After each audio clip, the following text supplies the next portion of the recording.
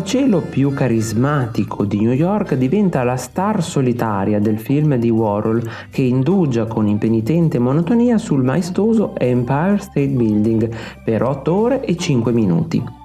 Quest'opera viene apprezzata non tanto come film narrativo che vi porterebbe all'esasperazione, quanto come fosse un quadro.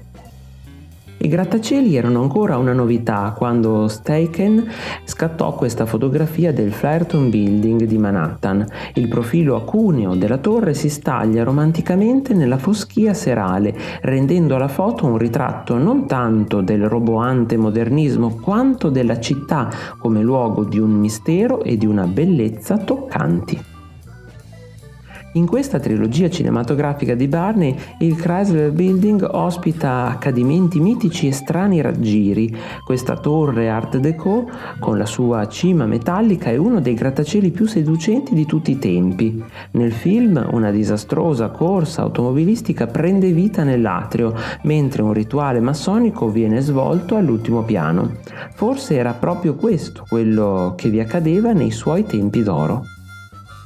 Nel 1911 New York si stava già trasformando in un enorme e moderno paese delle meraviglie grazie ai suoi canyon e dirupi architettonici. Bellows ritrae la moderna vita cittadina come un dramma, definito però da un'architettura grandiosa.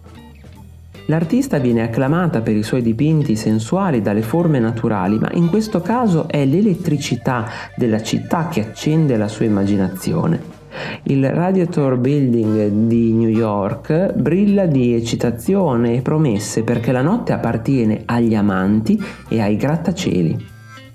Il grande architetto catalano Antoni Gaudí è famoso per i suoi palazzi di Barcellona che offrono una visione alternativa dell'architettura moderna, intendendola come un'abbondanza organica, gotica e surrealista della forma, ma non si dimentichi il suo sogno di costruire un grattacielo a New York. Gli schizzi del progetto rivelano una torre affusolata, specchio dell'anima. Gli schizzi cupamente espressivi di Mies van der Rohe per il tentativo di costruire un grattacielo nel centro della Berlino Weimariana rivelano la sublime visione che giace nel cuore della moderna architettura verticale. Egli infatti aveva ideato una cattedrale cristallina, autoritaria e geometrica, una roccaforte di ghiaccio che imponesse l'ordine alla città sottostante. In questa fotografia evocativa la città cresce man mano che i grattacieli ne definiscono l'immagine di una metropoli competitiva e agguerrita. Tuttavia molti suoi scatti riguardano realtà meno scintillanti, come quella degli immigrati che arrivano in terza classe ai moli tanto agognati e quella delle masse di poveri eclissati dagli edifici stessi. Questo progetto per un nuovo, sebbene mai costruito, quartiere di grattacieli a Chicago riflette la visione della città moderna come un ombroso poema di torri, vetro e calcestruzzo che sovrasta le persone. Tuttavia i progetti possono rivelarsi ingannevoli. Il capolavoro di Raymond Hood, il Rockefeller Center, è l'esatta definizione di un complesso edilizio che riesce ad essere paradossalmente tanto sbalorditivo in altezza quanto umano in scala.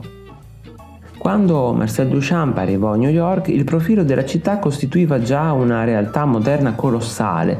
L'artista, dalla pronta ironia che aveva inventato il ready-made, fissando la ruota di una bici ad uno sgabello nel 1913, affermò immediatamente che anche il Woolworth Building rientrasse nella stessa categoria.